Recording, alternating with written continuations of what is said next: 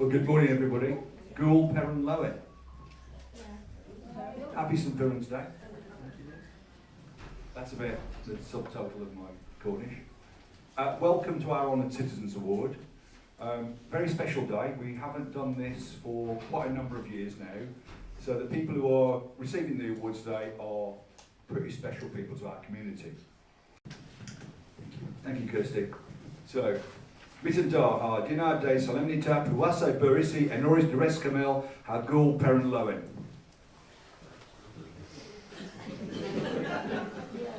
You got that? Yes. Good morning and welcome to Camelford's Honoured Citizens Award ceremony and happy St.Piran's Day for tomorrow. The last time I spoke in Cornish was at the Gorset held here in Camelford in September 2012. A historic event for our town, but today's speech will be in English and it will be a lot shorter. Before I continue, I'd like to share with you a did you know story about St.Piran. It's believed that he came to Cornwall from Ireland when he was tied to a granite rock and thrown into the sea. This was and is still considered to be a quicker way to get through Camelford than driving in the summertime. The life of the town mayor isn't always about cream teas, pasties and celebrations, but when the opportunity arises, I grab it with both hands. An example of the varied tasks is that tomorrow on St.Piran's Day, I'll be paying the annual rent for our allotments, and it's a single white rose every year on St.Piran's Day. There are many challenges being faced by small communities like Camelford, and the responsibility of the town council is to take the lead on facing these challenges, but also to recognise the partners that we have in making our town a better place to live.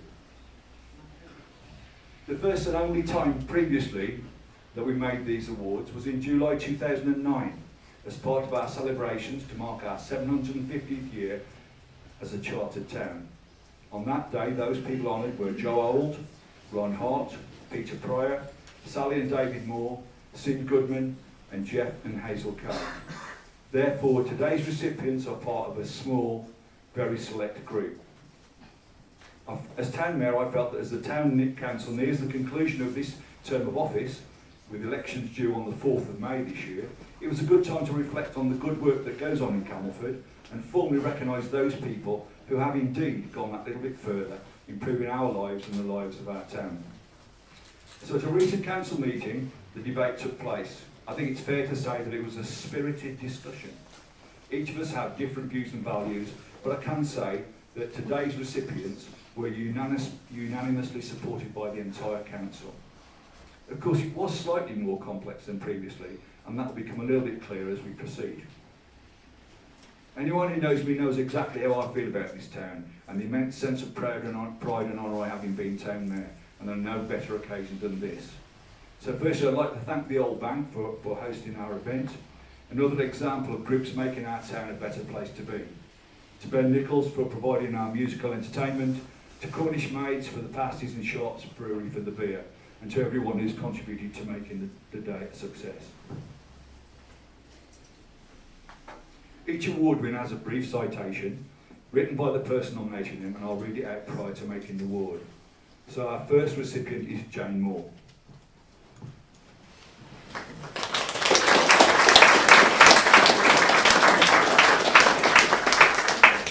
Jane may not be quite so well known by some of you, and I know how to put that right, as she's a very special lady.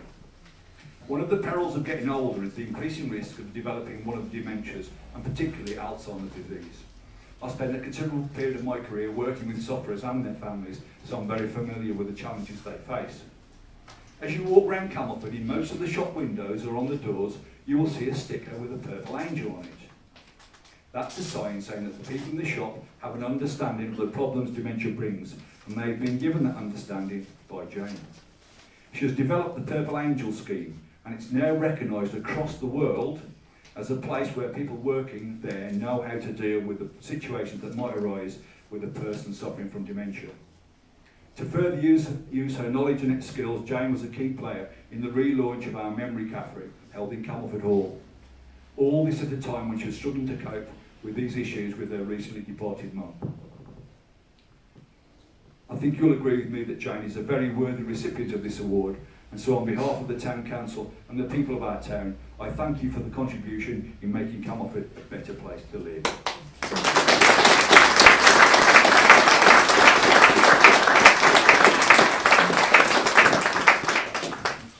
First of all, the certificate. And well done. Thank you. I've never been accused of being quiet, so I'm sure I don't need the microphone. So if you can't hear me, just yell. Our next recipient is Graham Ferguson.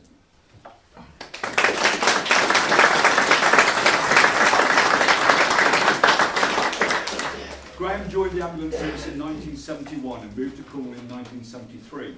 He was one of the first advanced trained ambulance men in Cornwall, going on to be one of the first paramedics working the new response cars and trialling equipment that brought the hospital to the patient. Based in Camelford, Graham was well known for his relaxed, kind and caring nature and was subsequently chosen to trial the role of the community paramedic. Alongside this, he responded to incidents in his own time as a community first responder, showing that it was more than just a job, it was a vocation, it was his life. In 2001, he set up one of the first voluntary community first responder groups, meaning North Cornwall had life-saving care available 24 hours a day. Along the way, he mentored many staff, passing on his invaluable skills and served his community for over 44 years. An innovative idea that Graham was involved in was the gift of a teddy bear given to any child being transported by the Camelford ambulance to help keep them calm at a difficult time. In 2011, his work was recognised by Pirate FM, and at their annual award ceremony, he was awarded the Local Hero 999 Award, and subsequently went on to take the overall winner of a Winners Award. So Graham, on behalf of the Town Council and the people of Camelford, thank you for the work you've done to make our town a better place.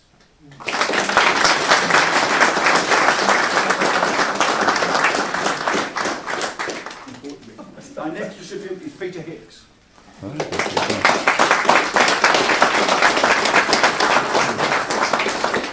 Pete joined Cornwall Ambulance Service in 1994 as an ambulance care assistant, progressing to ambulance technician and then to paramedic.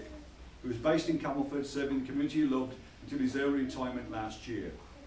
During this time, he was one of Cornwall's first community paramedics and also volunteered as a community first responder, ensuring that his town and surrounding area had life-saving emergency care available 24 hours a day. 8 years ago, Pete and some like-minded guys who just loved to sing formed the well-known local group, the Boscastle Boys. Mixing singing along with a few pints of their favourite local brew, Doom, it's a fabulous recipe for great a cappella sound. Following the loss of one of their good friends and fellow singers, the boys pledged to use their singing to raise money for charity. To date, they have raised over £25,000 for Cornwall Hospice Care. And alongside this, they have donated money to many other charities. Pete and the boys will be singing for us at our Music in the Park event on June the 3rd in Enfield Park.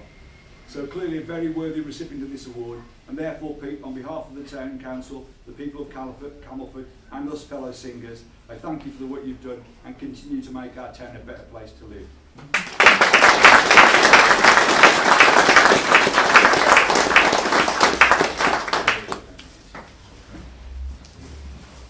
Next recipient is John Prailin, better known to most of us as Vegas.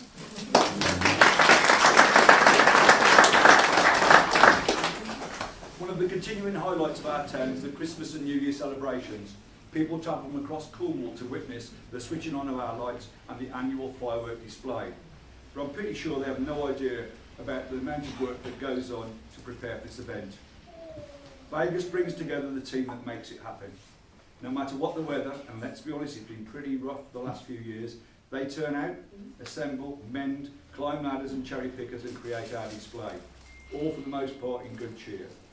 But it's not just about putting the lights up, etc. It's about raising funds to pay for the repairs and replacements. And I discovered recently that Vegas has put a very substantial amount of his own money to keep the event going over the last few years.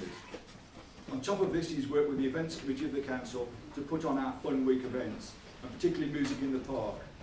So again, a very worthy recipient of this award. So thank you, Vegas, on behalf of the Town Council for making, and the people of Camelford, for making this town a better place to be.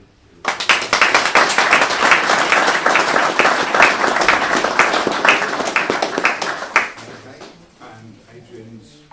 Our next recipient is our own John Gilbert.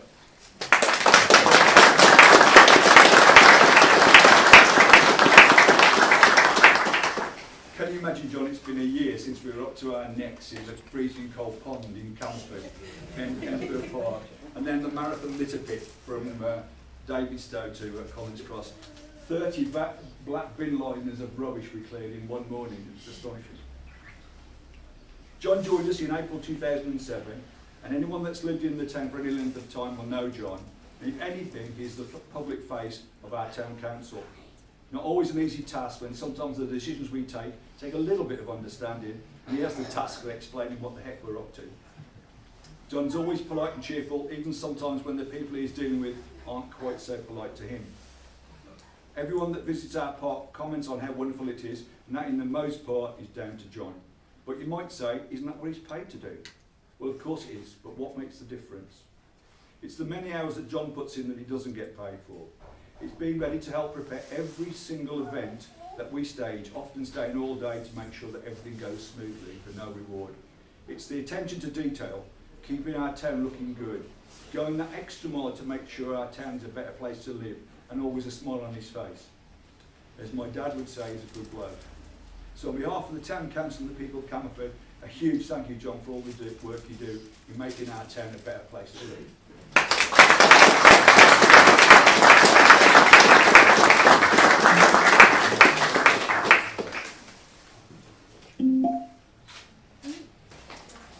And now to our final recipient, and one that needs very little introduction, and the one recipient that, as I said at the beginning, caused us most difficulty in debating his nomination, Philip Lascelles.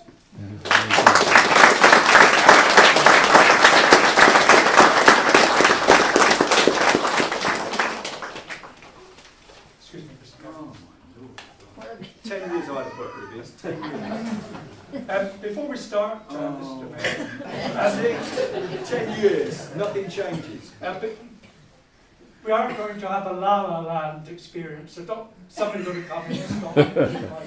Say, sorry. It's me. Oh, right.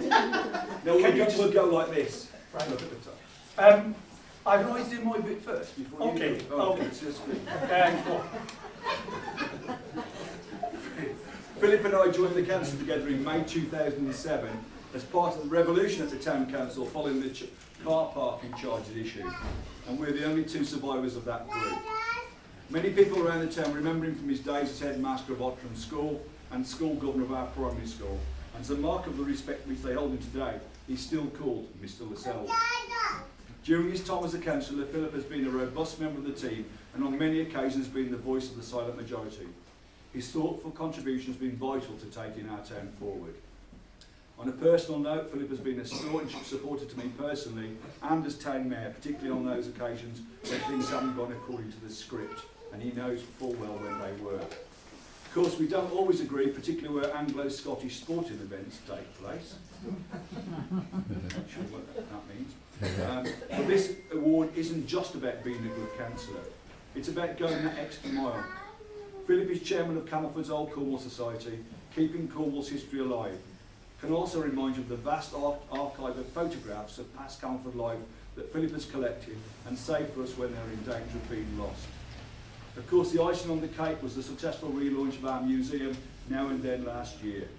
Of course, Philip couldn't do it single-handed, but he was the driving force that pushed the project through and at the same time was facing huge personal challenges.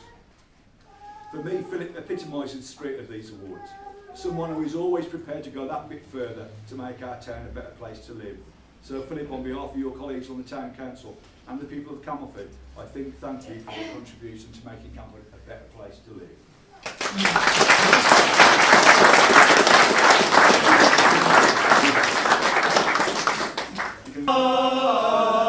Good sword and a trusty and a merry heart unto King James's men shall understand what Cornish lads can do, and have they fixed so where and shall Trelawney die. Here's 20,000 Cornish men will know the reason why.